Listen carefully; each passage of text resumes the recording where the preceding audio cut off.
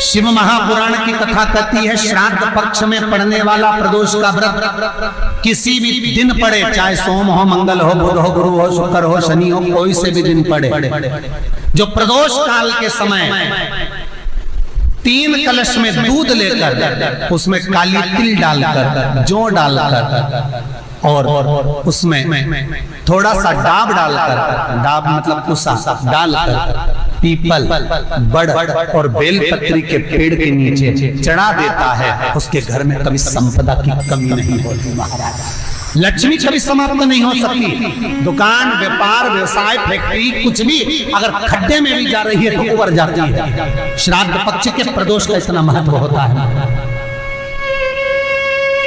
पर प्रदोष काल में ही चढ़ेगा, शाम के समय प्रदोष काल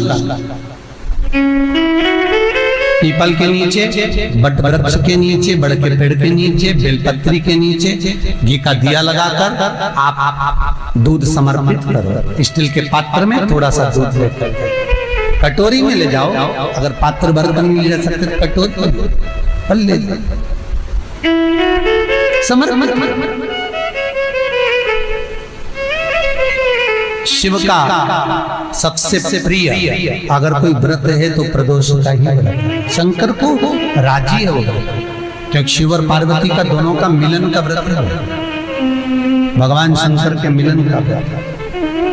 पीपल के वृक्ष के नीचे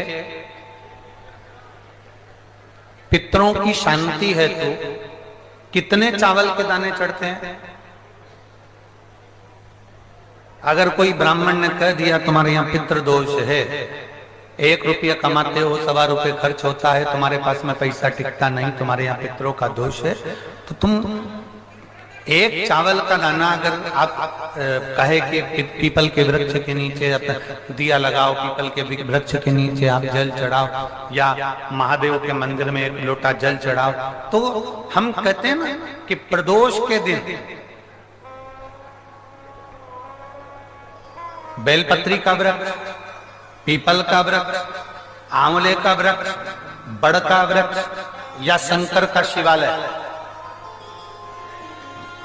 फिर से सुन लेना, पीपल का वृक्ष, बेलपत्र का वृक्ष, आंवले का वृक्ष, बट का वृक्ष या फिर शंकर का, जम के बोलो, शिवालय। शिवालय का मतलब शंकर का मंदिर या शिव। प्रदोष के दिन अगर आपको लग रहा है कि हमारे यहाँ पितृदोष है, बहुत तकलीफ चल रही है, बहुत कोई ने कहा पितृदोष है, कोई कह रहा है पितरों का, तुम्हारे यहाँ ये तकलीफ है, पितरों की ये तकलीफ है, पितरों की वो तकलीफ है, पितरों की ये तकलीफ है, बार बार अगर कोई कह रहा है तो फिर आपको उसमें स्मरण करना पड़ेगा कि हम चावल के कितने दाने भगवान शंकर को समर्पित कर दें कि भोलेनाथ हमारे पितरों को तृप्त कर दें। हम तृप्त नहीं करेंगे, हमारी सामर्थ्यता नहीं है कि हम पितरों को तृप्त कर सकें। आप में से कोई है जो पितरों को तृप्त कर सकता है? संसार में कोई नहीं जन्मा जो अपने पितरों को, अपने पूर्वजों को तृप्त कर दे। गया जी का पिंडदान कर लो, तर्पण कर लो, तिलांजलि दे दो, घर में ब्राह्मण भोज करा दो, साधु भोज करा दो, संत भोज करा दो, तुम दुनिया भर का सारा 50 काम कर लो, उसके बाद भी तुम पत्रिका किसी को दिखाओगे तो वो भी कह देगा तुम्हारे यहाँ, फिर वापिस कहेगा कि पितृ दोष है। अब तुमने अभी इतना अनुष्ठान करा, इतना पिंडदान करा, इतना तर्पण करा, इतनी तिलांजलि करी, इतना सब कुछ करा, इसके बाद वापिस पितृदोष आ गया, फिर वापिस पितृदोष। क्यों? दुनिया में ऐसा कोई नहीं जन्मा जो अपने पितरों को तृप्त करे। आप अपने घर के लोगों को तृप्त नहीं करते, जो जिंदा हैं वो उनको बोलो री भाई जीजियो, सही है कि गलत है? जो जिंदा हैं, माँ बाप अपने बेटे के लिए कितना भी कर ले, कितना भी, आखिरी में एक दिन बेटा कह देता तुमने हमारे लिए क्या करा। बहू के लिए कितना कर लो, आखिरी में बहू कह देगी वो तो जेठानी को ज्यादा करती है, देवरानी को ज्यादा करती है, हमको करती है, अपनी ननद को ज्यादा करती है, बेटी को ज्यादा करती है, बेटी को लगता है कि बहू को ज्यादा करती है,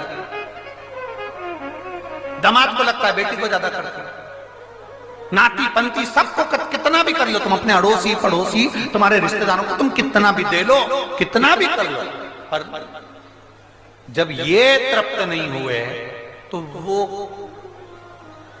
बोलो तो कैसे हो जाएंगे? अपनी सामर्थ्यता है, अपनी सामर्थ्यता है कि अपन तृप्त कर ले उनको?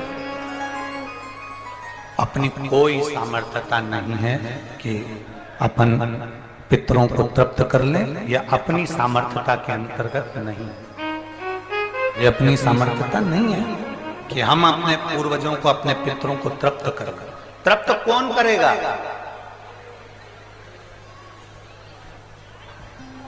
जिनकी शरण में पित्र है। वास्तु के देवता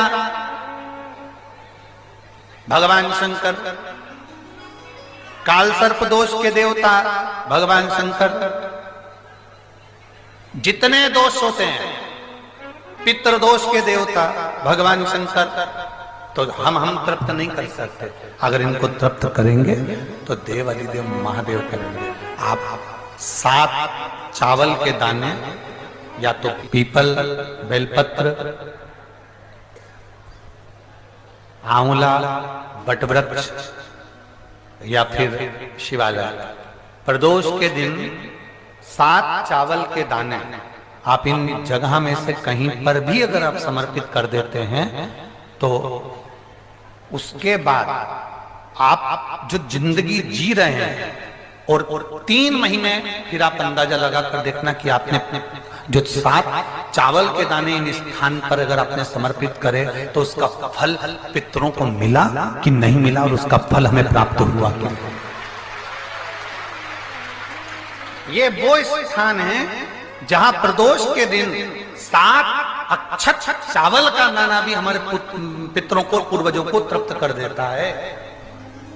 कौन कौन सा स्थान वापिस बोलेंगे सभी लोग? पहला पीपल, दूसरा बेलपत्र, तीसरा आंवला, चौथा बटवृक्ष और 5वां शिवालय, शंकर भगवान का स्थान। अब इसको समझना आपके ऊपर निर्भर है। समर्पित कभी मौका लग जाए, सारी दुनिया के लोग तुमसे कह रहे हैं तेरे घर में पितृदोष है, 1 रुपए कमाते हो 1.25 रुपए खर्च होता था, मानसिक टेंशन बना रहता है। घर में एक व्यक्ति बीमार है, ठीक हुआ, दूसरा बीमार पड़ गया, दूसरा ठीक हुआ, तीसरा बीमार पड़ गया, तीसरा ठीक हुआ, चौथा बीमार पड़ गया। मतलब कहीं ना कहीं पितृ का भाव, पितृदोष का वर्णन। किसी ने कहा तुमसे कि तेरे यहाँ पितृदोष है, तूने ब्राह्मण को भोजन करा दिया, पिंडदान करा दिया, तर्पण करा दिया, तिलांजलि करा दी, गया जी का श्राद्ध कर दिया, हरिद्वार चली गई, वहां पिंडदान करवा दिया, ब्राह्मण भोज करवा दिया, तिथि पर भोजन करवा दिया, सब कुछ करवा के देते। अब एक काम और करके देते,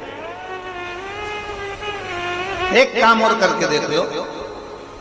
जब तुम घर में भगवान शंकर की आरती, तुम्हारे घर में शंकर जी का शिवलिंग है, भले काय का भी हो, छोटा सा, भले सियोर का कंकर शंकर हो, नर्मदा का कंकर हो, चाहे शंकर पारक के हो, पीतल के हो, स्टील के हो, लकड़ी के हो, जिसके भी हो, लोहे के हो, पाषाण के हो, जिसके भी हो, शंकर का शिवलिंग अगर हमारे घर में है और आप रोज प्रतिदिन भगवान की आरती करते हो, प्रतिदिन, और आपको लग रहा है कि मेरे यहाँ तकलीफ चल रही है, ये ठीक ही नहीं हो रही, लगभग 1.5 महीना आप कम से कम 45 दिन, 1.5 महीने के करीब में ऐसा प्रयास करना कि भगवान की आरती, शंकर भगवान के शिवलिंग की आरती करने के बाद उस दिए को भगवान के सामने मत रखो, उस दिए को